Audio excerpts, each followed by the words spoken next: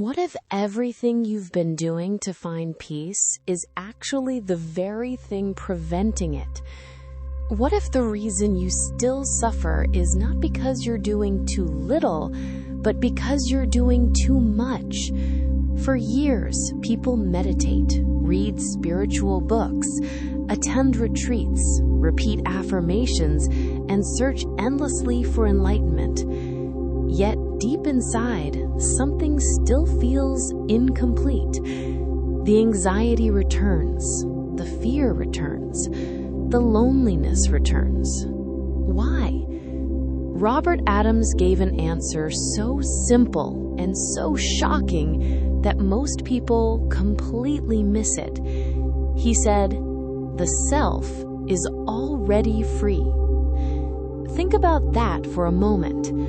If what you're truly seeking is already here, then what exactly are you searching for? And who is doing the searching? Welcome back to Awakening Truth 108. Today, we're diving deep into some of the most powerful teachings from Robert Adams' beloved book, Silence of the Heart. These teachings are not meant to give you more information. They are meant to free you from the burden of constantly trying to become something else. Before we begin, if these teachings resonate with you, please take a moment to like this video and subscribe to the channel. It helps spread these timeless teachings to more seekers around the world, and I truly appreciate your support.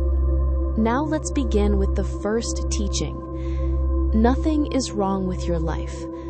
Most people wake up every morning with a long mental list of things that need to be fixed. Maybe it's money. Maybe it's a relationship. Maybe it's your health. Maybe it's your career.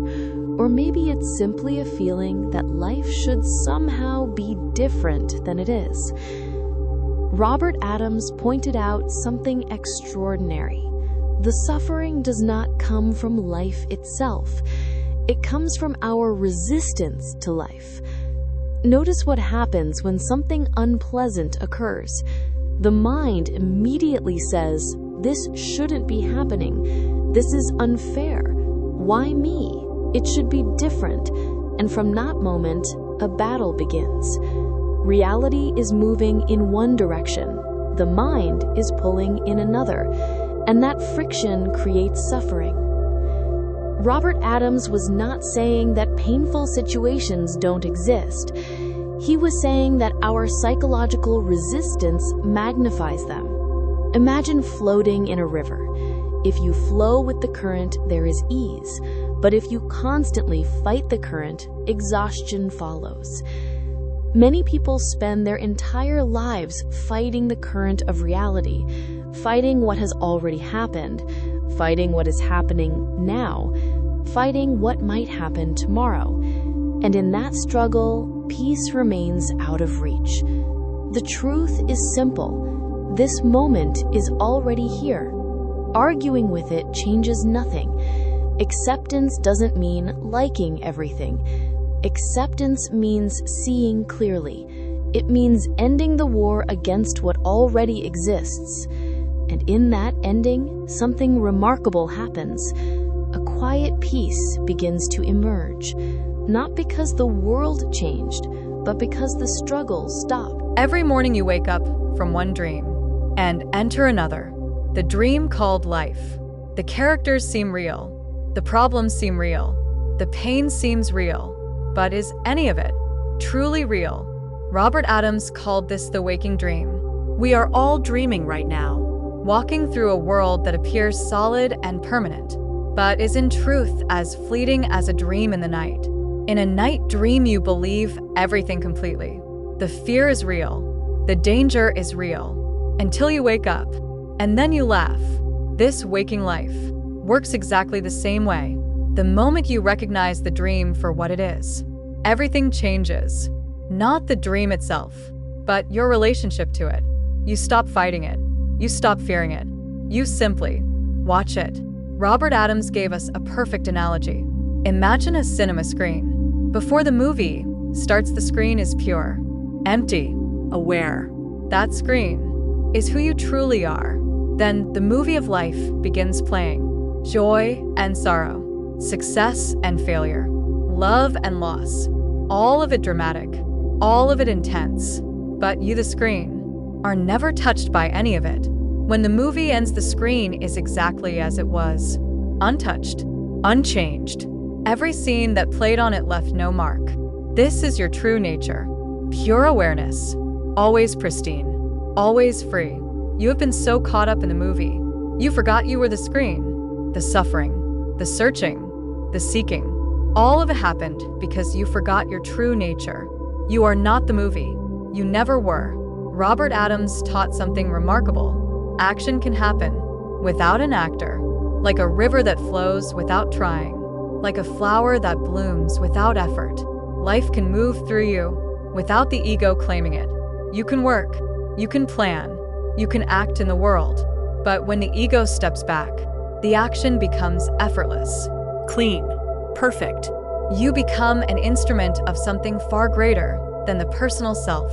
When you realize you are the screen and not the actor, something miraculous happens.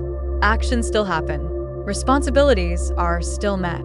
But the burden of being the doer completely disappears. This is action without an actor. You flow like the leaf. You trust like the river.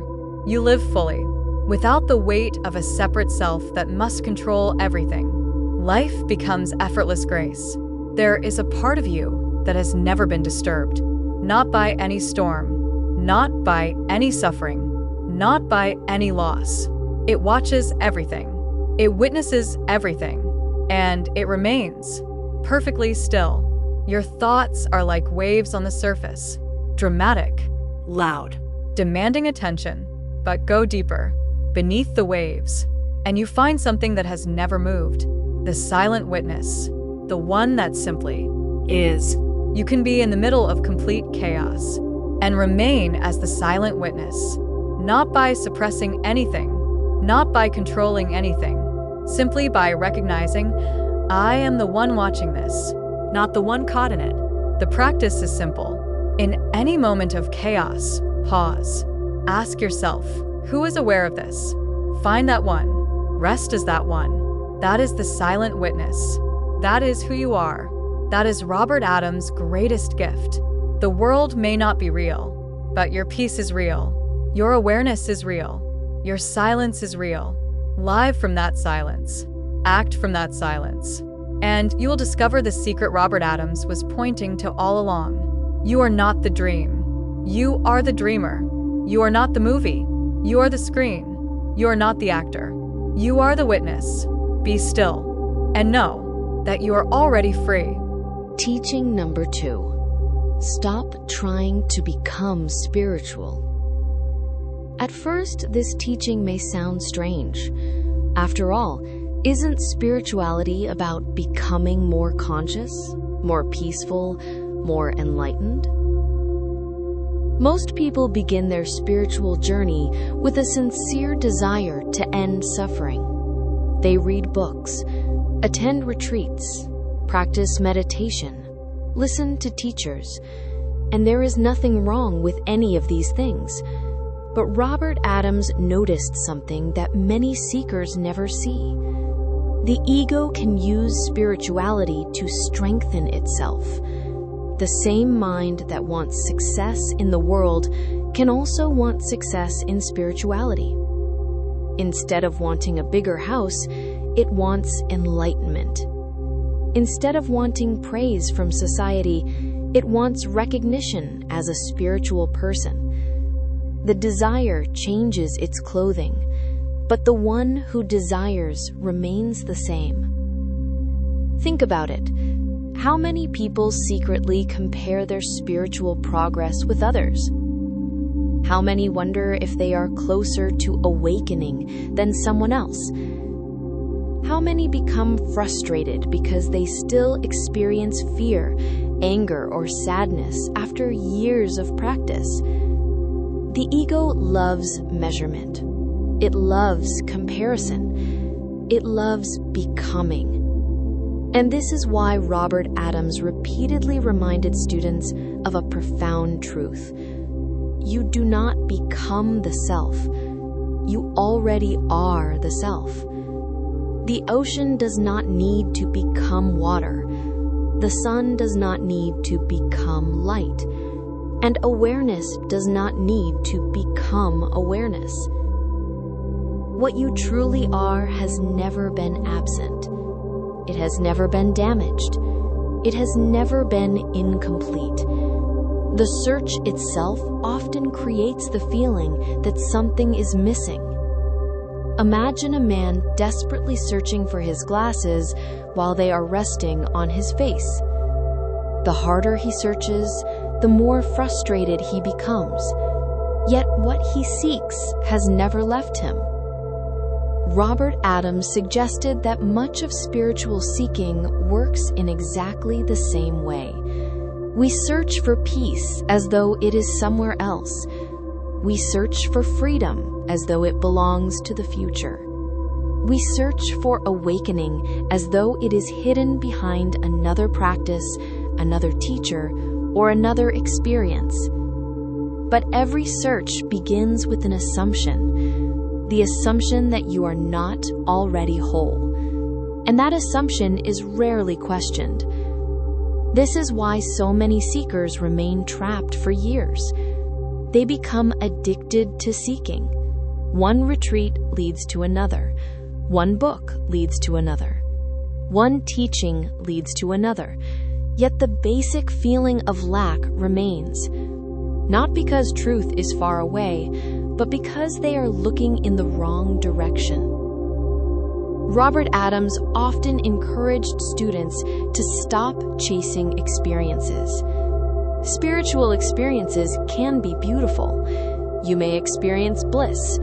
You may experience profound silence. You may feel overwhelming love. But every experience comes and goes. If it appears, it will disappear.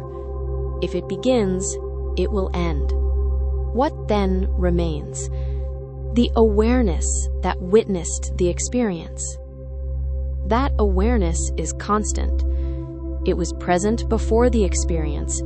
It was present during the experience, and it remains after the experience has faded. Truth is not an experience. Truth is that which knows all experiences.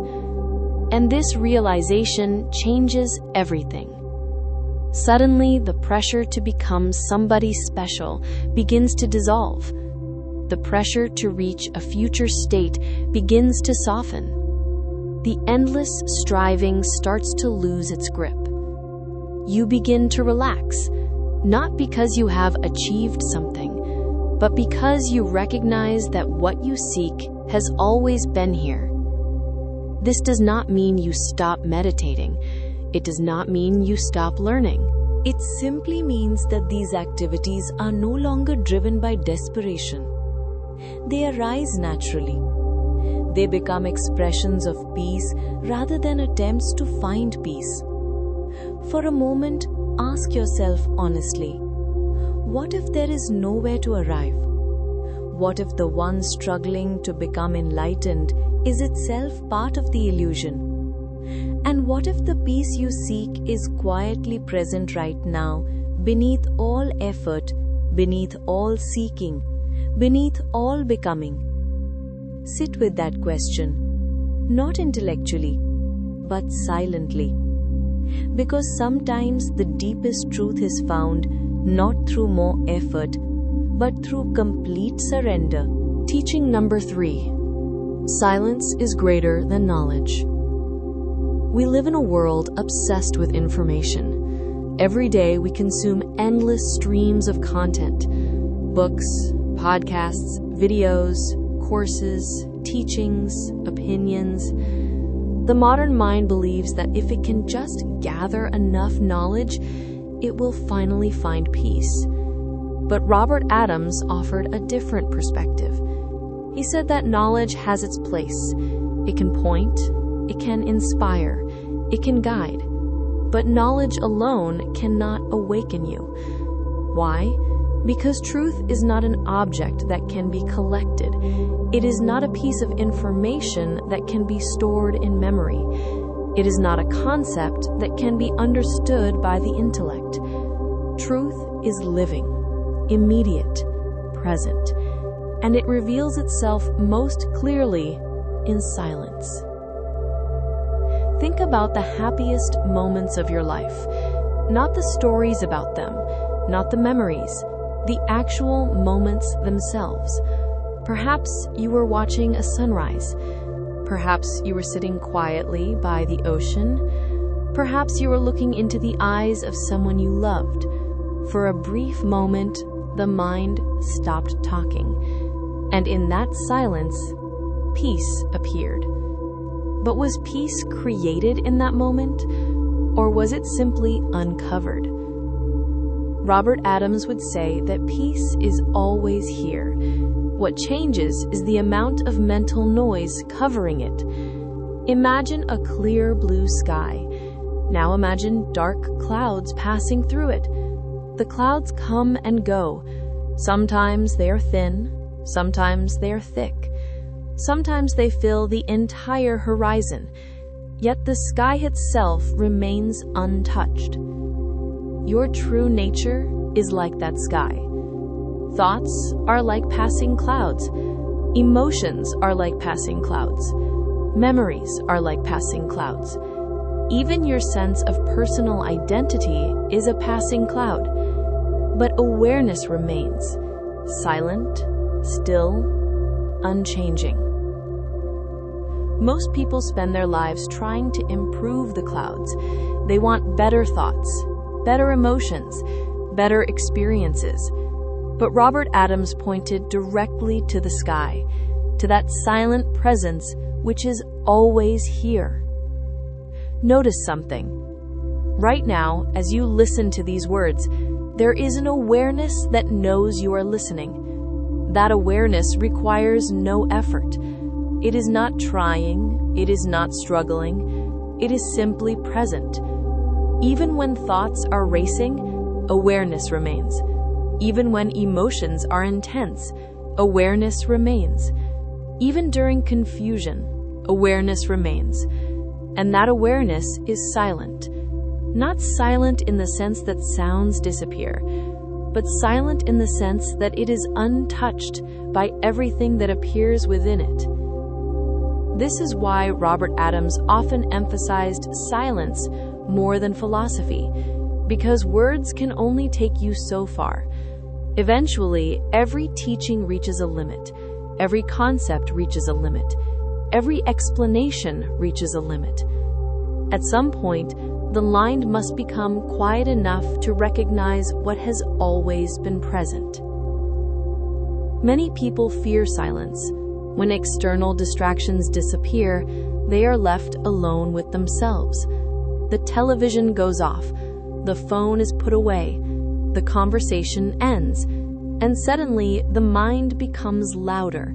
Unfinished emotions arise, old memories appear, restlessness emerges. This is why many people avoid silence, not because silence is uncomfortable, but because silence reveals what has been hidden. Yet, if you remain present, something beautiful begins to happen. The thoughts come and go, the emotions come and go, the memories come and go. But gradually, you begin to notice that there is something deeper than all of them, something that has never changed, something that has been with you since childhood. Something that was present before every success, before every failure, before every heartbreak, before every achievement. The silent awareness of being. Robert Adams called students back to this simple recognition again and again, not because it was complicated, but because it was so simple that the mind overlooked it. The ego prefers complexity. It wants advanced techniques, secret teachings, special experiences.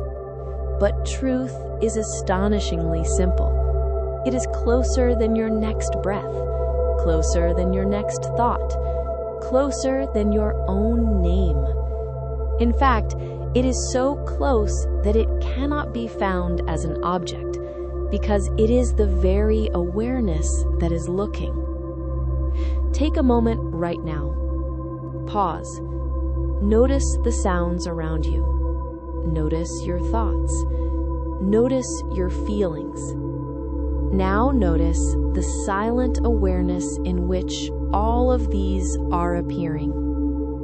That awareness is not struggling. It is not seeking. It is not becoming. It is simply here. And according to Robert Adams, that silent presence is far more valuable than all the knowledge in the world, because knowledge changes, concepts change, beliefs change, but the silence of the heart remains, always, waiting patiently to be recognized. Teaching number 4. Most problems are created by the mind. Take a moment and think about all the things you worried about last year, the situations that kept you awake at night, the conversations you replayed endlessly in your head, the fears that felt so real, the problems that seemed impossible to overcome. Now ask yourself honestly, how many of them actually happened exactly the way you imagined? For most people, very few. Yet the suffering they experienced was real. This was one of Robert Adams' most profound observations. The mind has an extraordinary ability to create suffering long before any actual event occurs. It lives in a world of imagination, a world of what if I feel, what if they reject me, what if I lose everything, what if something terrible happens tomorrow. And with each thought, the body reacts as though the imagined event is already happening. The heart beats faster, the muscles tighten, the breath becomes shallow, fear takes over. But what exactly is being feared? Often, not reality. A thought about reality, a story about reality, an image projected into the future. Robert Adams encouraged students to look carefully at this process, not to fight the mind, not to suppress thoughts, but simply to observe. Because observation reveals something extraordinary. The mind is constantly commenting on life. Life happens, then the mind immediately creates a story about what happened. Someone ignores your message, the mind says, they don't like me. A business deal falls through, the mind says, I'm a failure. A relationship ends, the mind says, I'll never be happy again. Notice the pattern. The suffering is rarely caused by the event itself. It is caused by the interpretation, the story, the meaning assigned by the mind. Two people can experience the exact same situation. One falls apart, the other remains peaceful. Why? Because the experience is filtered through different mental stories. Robert Adams pointed beyond the stories. He invited seekers to return to what is actually happening, right here, right now.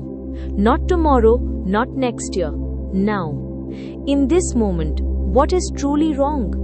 Not what might go wrong, not what could happen, not what happened 10 years ago. Right now, as you sit here listening, what problem exists in this exact moment? Many people discover something surprising when they investigate honestly. For a brief moment, there may be no problem at all. Only awareness, only presence, only life unfolding. The mind immediately rushes in to recreate the problem. It brings back the future. It brings back the past. It brings back the story. But reality itself remains simple. This does not mean practical challenges disappear. Bills still need to be paid. The body still requires care. Responsibilities still exist. Robert Adams was never suggesting that we ignore life. He was pointing to the difference between practical action and psychological suffering. Practical action solves problems. Psychological suffering endlessly thinks about problems. One is useful, the other is exhausting. Imagine carrying a heavy backpack. Now imagine filling that backpack with every fear about the future, every regret about the past, every imagined disaster, every negative prediction. Eventually, the weight becomes unbearable. Yet most of that weight exists only in thought. Robert Adams taught that freedom begins when we stop carrying unnecessary burdens, when we stop believing every thought, when we stop treating every mental story as truth. Thoughts come, thoughts go, just like clouds moving across the sky. You are not required to follow them. You are not required to believe them. You are not required to fight them. Simply observe. Watch them arise. Watch them disappear. And gradually, a profound discovery begins to unfold. You are not the storyteller. You are the awareness that notices the story. You are not the fear. You are the awareness that notices fear. You are not the worry. You are the awareness that notices worry. And awareness itself is never afraid. Awareness itself is never damaged. Awareness itself remains untouched. This realization does not happen all at once. It deepens over time, moment by moment, observation by observation, until one day you begin to see through the tricks of the mind. The same thoughts may appear, the same fears may arise, but they no longer have the same power, because you recognize them for what they are: passing movements in consciousness, temporary visitors, not permanent truths. And in that recognition, something beautiful happens. Space appears. Freedom appears. Peace appears. Not because the mind has disappeared, but because you are no longer trapped inside every story it tells. And perhaps that is one of Robert Adams' greatest gifts, to remind us that behind all the noise of the mind, there is a peace that has never been disturbed. Teaching number 4. Most problems are created by the mind. Take a moment and think about all the things you worried about last year, the situations that kept you awake at night, the conversations you replayed endlessly in your head, the fears that felt so real, the problems that seemed impossible to overcome. Now ask yourself honestly, how many of them actually happened exactly the way you imagined? For most people, very few. Yet the suffering they experienced was real. This was one of Robert Adams' most profound observations. The mind has an extraordinary ability to create suffering long before any actual event occurs. It lives in a world of imagination, a world of what if? What if I feel? What if they reject me? What if I lose everything? What if something terrible happens tomorrow? And with each thought, the body reacts as though the imagined event is already happening. The heart beats faster, the muscles tighten, the breath becomes shallow, fear takes over. But what exactly is being feared? Often, not reality. A thought about reality, a story about reality, an image projected into the future. Robert Adams encouraged students to look carefully at this process, not to fight the mind, not to suppress thoughts, but simply to observe. Because observation reveals something extraordinary. The mind is constantly commenting on life. Life happens, then the mind immediately creates a story about what happened. Someone ignores your message, the mind says, they don't like me. A business deal falls through, the mind says, I'm a failure. A relationship ends, the mind says, I'll never be happy again. Notice the pattern. The suffering is rarely caused by the event itself. It is caused by the interpretation, the story, the meaning assigned by the mind. Two people can experience the exact same situation. One falls apart, the other remains peaceful. Why?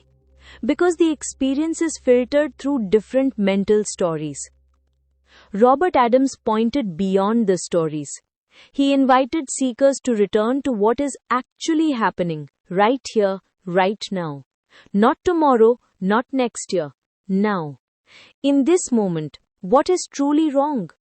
Not what might go wrong, not what could happen, not what happened 10 years ago. Right now, as you sit here listening, what problem exists in this exact moment? Many people discover something surprising when they investigate honestly. For a brief moment, there may be no problem at all. Only awareness, only presence, only life unfolding. The mind immediately rushes in to recreate the problem. It brings back the future. It brings back the past. It brings back the story. But reality itself remains simple. This does not mean practical challenges disappear. Bills still need to be paid. The body still requires care. Responsibilities still exist. Robert Adams was never suggesting that we ignore life. He was pointing to the difference between practical action and psychological suffering. Practical action solves problems. Psychological suffering endlessly thinks about problems. One is useful, the other is exhausting. Imagine carrying a heavy backpack. Now imagine filling that backpack with every fear about the future, every regret about the past, every imagined disaster, every negative prediction. Eventually, the weight becomes unbearable. Yet most of that weight exists only in thought. Robert Adams taught that freedom begins when we stop carrying unnecessary burdens, when we stop believing every thought, when we stop treating every mental story as truth. Thoughts come, thoughts go, just like clouds moving across the sky. You are not required to follow them. You are not required to believe them. You are not required to fight them. Simply observe. Watch them arise. Watch them disappear. And gradually, a profound discovery begins to unfold. You are not the storyteller.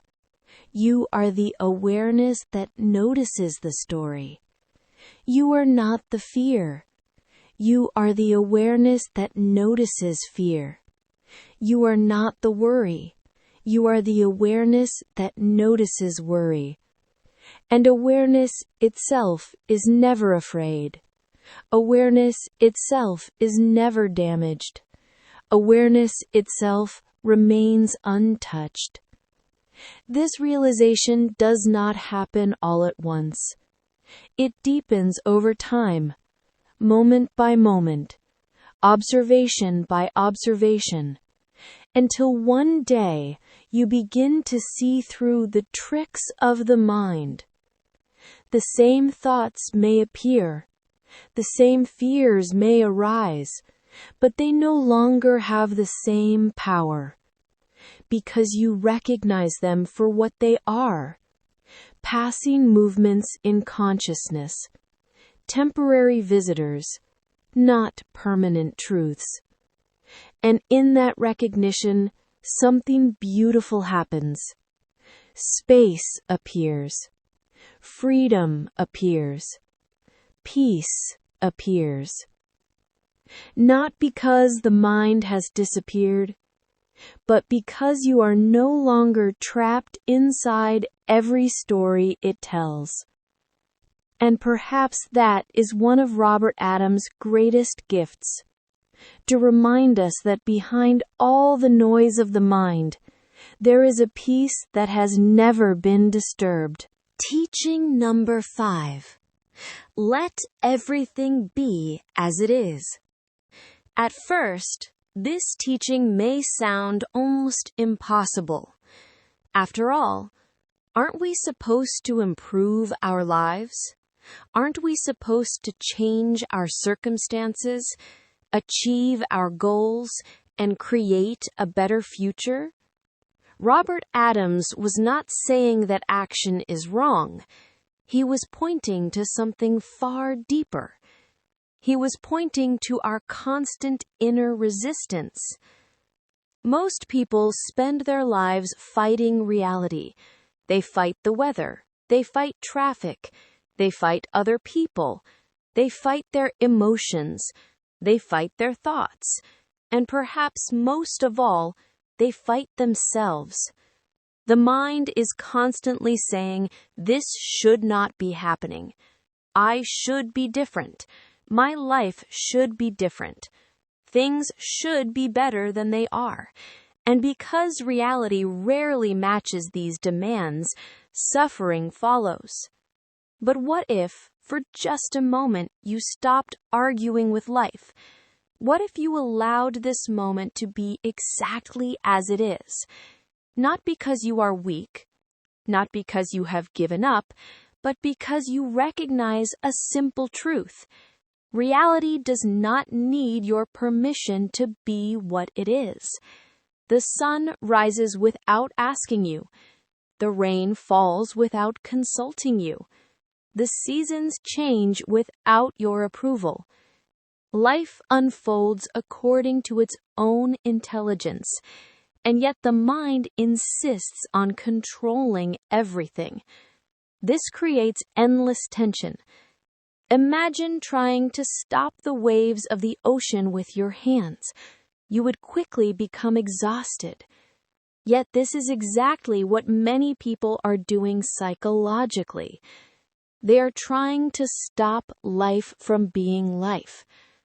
Robert Adams often encouraged students to become witnesses rather than controllers, to observe life unfolding instead of constantly resisting it. Notice your emotions. If sadness appears, let it be there. If fear appears, let it be there. If anger appears, let it be there. The moment you begin fighting an emotion, you create a second layer of suffering. Now there is not only sadness, there is resistance to sadness. Not only fear, there is resistance to fear. And often the resistance hurts more than the original feeling. Robert Adams taught that emotions are like weather patterns passing through the sky. Some days are sunny, some days are cloudy, some days bring storms, but the sky itself remains untouched. Likewise, awareness remains untouched by whatever appears within it. This understanding brings tremendous freedom. You no longer need to control every thought. You no longer need to manage every emotion. You no longer need to force yourself into a particular state. Instead, you begin to relax. You begin to trust. You begin to allow. And something remarkable happens.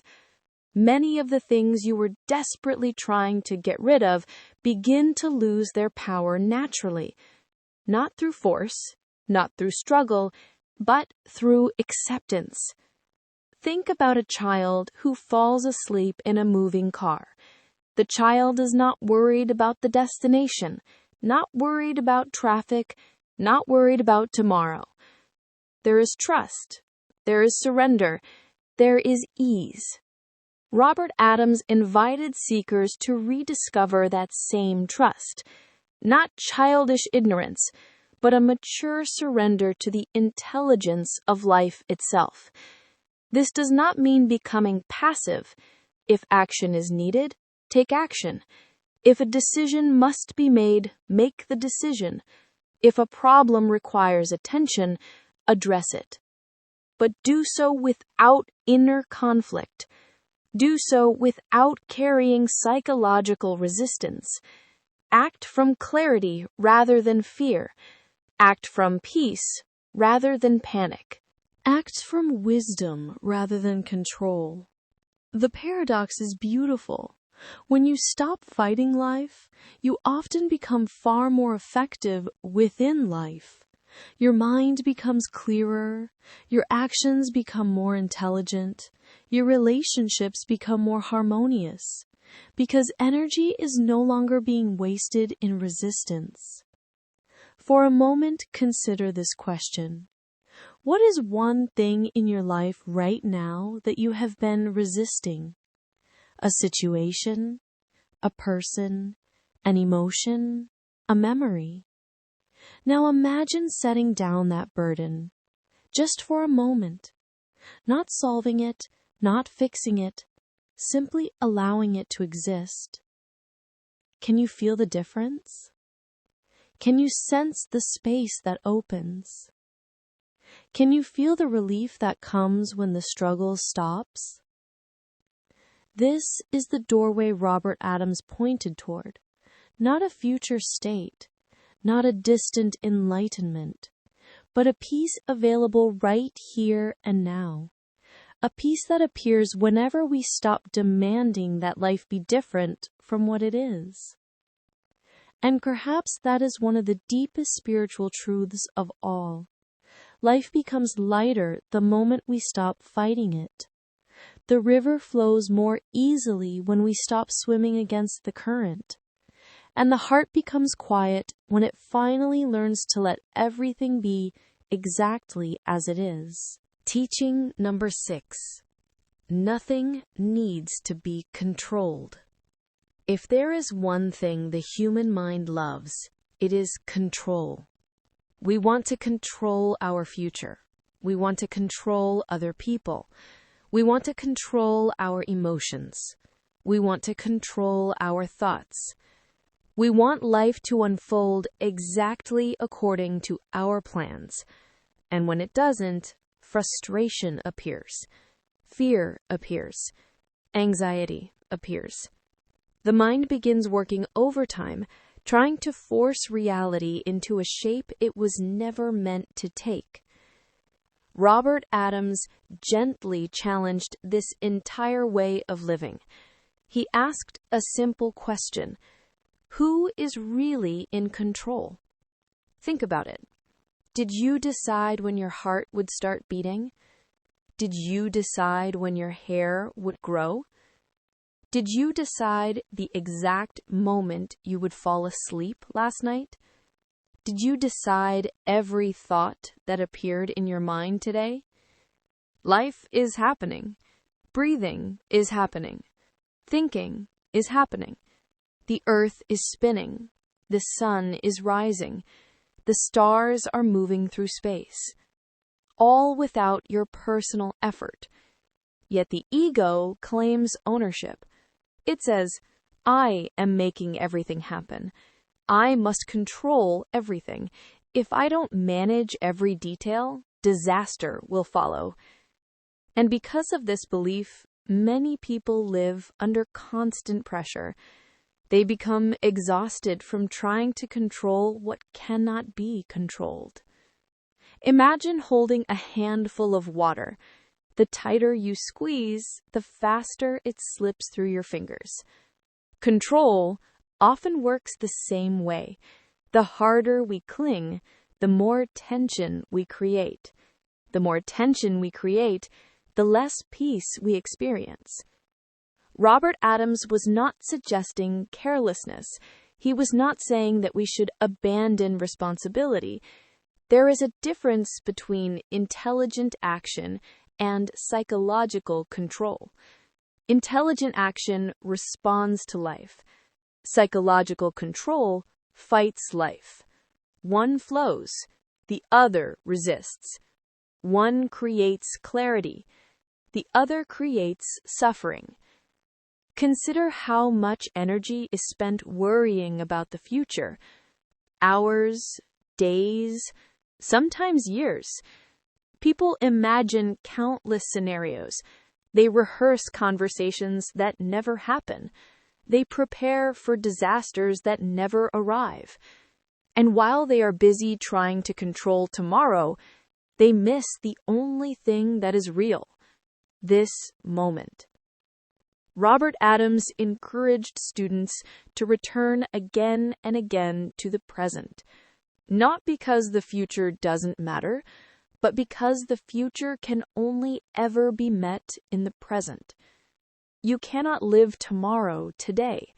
You cannot solve every possible problem in advance. You can only meet life as it arrives. And when it arrives, you often discover that you have exactly what is needed. There is an intelligence operating far beyond the personal mind, a wisdom that guides the growth of trees, a wisdom that moves the tides, a wisdom that causes flowers to bloom without instruction. That same intelligence is expressing itself through your life. The mind wants guarantees. Life offers no guarantees. The mind wants certainty. Life remains mysterious. The mind wants complete control. Life invites trust. This is why surrender is such a powerful spiritual practice. Not surrender to another person, not surrender to weakness, but surrender to reality itself. A willingness to stop fighting what already is. A willingness to trust the unfolding of life. For many people, this feels frightening. If I stop controlling everything, won't everything fall apart? But often the opposite happens. When the need for control softens, clarity increases. When fear relaxes, wisdom emerges. When resistance ends, life begins to flow more naturally. Think about the moments in your life when everything worked out unexpectedly. Moments when a solution appeared at exactly the right time. Moments when help arrived when you needed it most. Moments when life carried you forward without effort. These moments remind us that we are not carrying the universe on our shoulders. We never were. Robert Adams often reminded seekers that the separate self believes it is responsible for everything.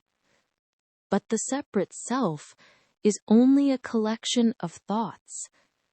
Awareness itself carries no burden. Awareness does not struggle. Awareness does not worry. Awareness simply witnesses the unfolding of life. As this understanding deepens, something beautiful begins to happen.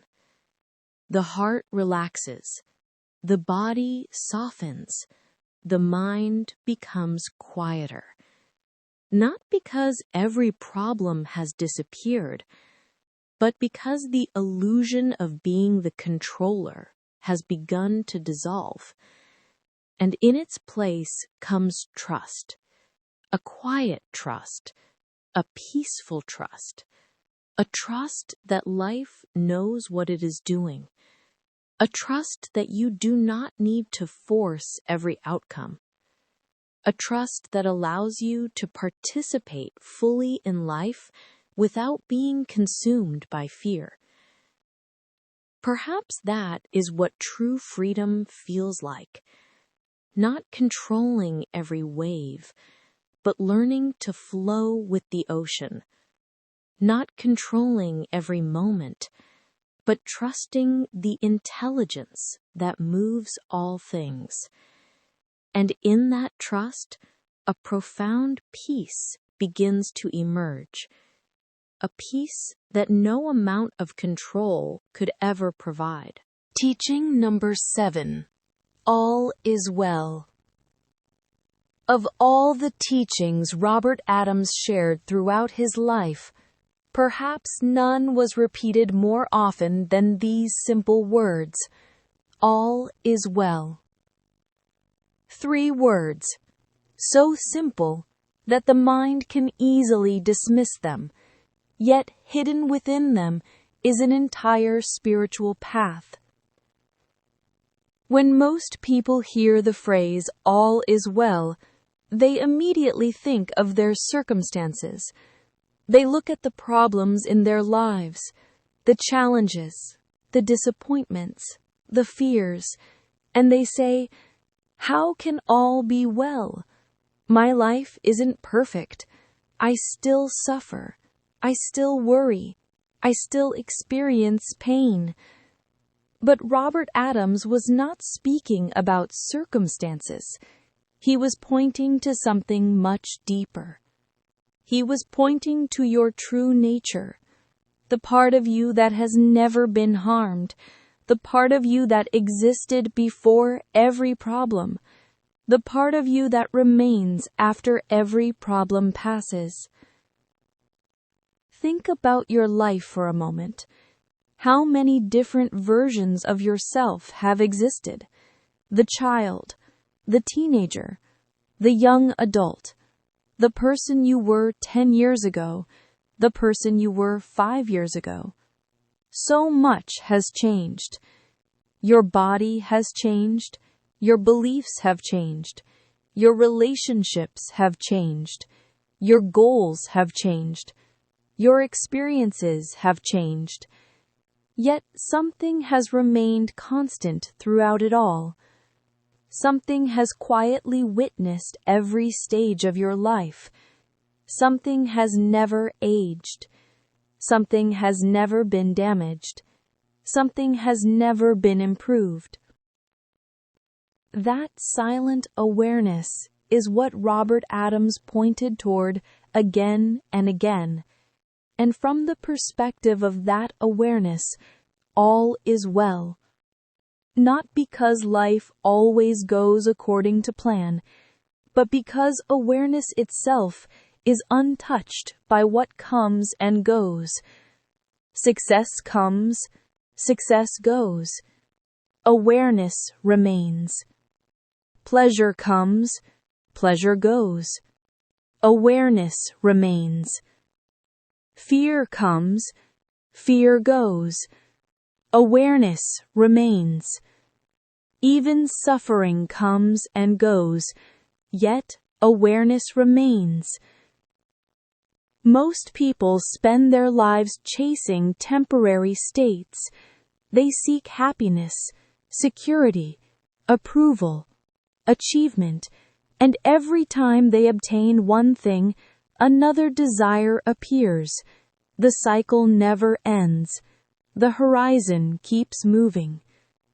But Robert Adams invited seekers to discover something that does not come and go, something that does not depend on circumstances, something that cannot be lost because it was never gained.